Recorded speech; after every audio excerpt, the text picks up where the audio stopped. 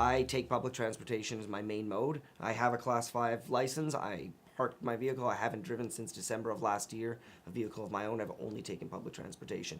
The problems right now are that we are already not ready for the people that we have. And it's great that we're planning for 200,000 people, and it's great to head in that direction. And I know they're going to open a new maintenance hub and add 4 new buses, but right now that doesn't help us. Regularly, buses are late and they don't show up. And those are the 2 biggest things as a commuter. You can't get to work on time, you can't get an interview, they're not going to be accountable for it in any way, shape, or form. I think that they need to add buses on more sensible routes, take into consideration traffic and congestion during certain times, and make accessibility to the airport.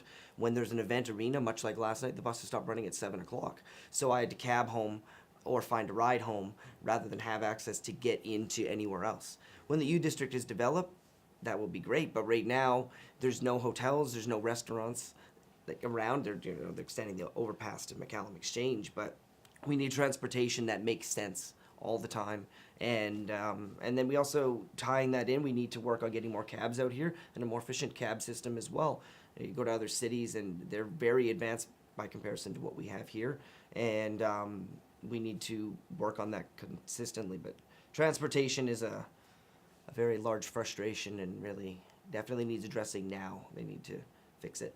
I think that they need to just make a few short-term decisions about routes and accessibility that will work and just implement them right off the bat. There's no sense in waiting 5-10 years to try things out and think of what might come. We should just try some now. If it doesn't work, then we'll mix it up. And I know they're changing different routes every year or so, but realistically, we can fix some of the problems now, and then if it's not working, then we can change it up. But we won't know unless we actually try, and they're not trying as hard as I think they should. I have been saying for a long time, for people who have been listening to my speeches at different events, that our transit system sucks. It's a mile wide and an inch deep. Again, with the OCP, our aim and goal is that the transit spine, which is from High Street down McClure, Old Yale, South Fraser Way to historic downtown and up to the university, which is where we are, will become our main transit corridor. The frequency is going to probably be in the 10 to 15 minute range instead of half-hour service. It rains a lot here in the winter, and people get wet standing outside, especially if they miss a bus and they have to stand there for half an hour. I think you're going to see a big change in this city in the next 5 years because of the foundation that we're laying today. As our city grows, the roads will only get more congested, and air pollution is a huge issue. I'm looking at transportation from a different angle than what the other candidates might have been. I believe by getting many, many more people into the transport system, you can then have more money coming into it. With more money, then the cities will allocate better service. It's like looking at what comes first, the chicken or the egg. And I've looked at it and said, I think our issue is as much to do with people getting from like Abbotsford to Chilliwack or Abbotsford to Surrey. And the reality is the province of BC owns the passenger right-of-way on the existing rail track that runs from Chilliwack all the way through the flats, through Abbotsford, Fort Langley, Langley City, and Surrey.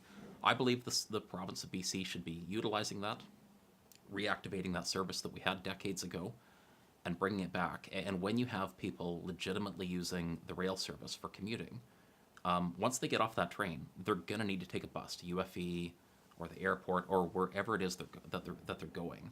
And I think you'd have many, many more people, probably myself included, would be using the system. And then it would make it better for everybody overall. I think a lot of research needs to go into that, because I oftentimes see buses directly behind one another, going to the same location. Seems like a terrible waste of time and money to me. That's only what I see. I know a lot of studies have been done into where do we need more bus service, what can we do to improve it, but it doesn't seem to be coming quickly enough to support the huge amount of growth that's going on in the city.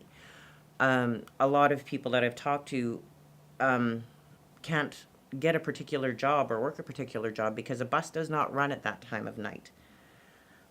They have no safe way to get home other than taking a taxi, which costs astronomically more than taking a bus. So a lot of study needs to go into that, and a lot of changes need to be made to the transit system? Oh, we live out on Oak Ridge Crescent, and when we see a bus, we think we're seeing a phantom. So out our way, there's, either walk or have a car or have friends. Thankfully, we can still afford cars, but no, busing, we don't have, enough houses out there to warrant it. But they have discussions, and I went to one of the transit meetings many years ago that was held in Mission. It was very interesting, but I don't really know how much the mayor and council can actually increase that. And of course, there's always a cost. How much is the public willing to pay? But if we're striving to get this 200,000 people, which I wish they would stop, just stop already, stop having this top-down attitude to how Abbotsford grows, then you have to have more transportation.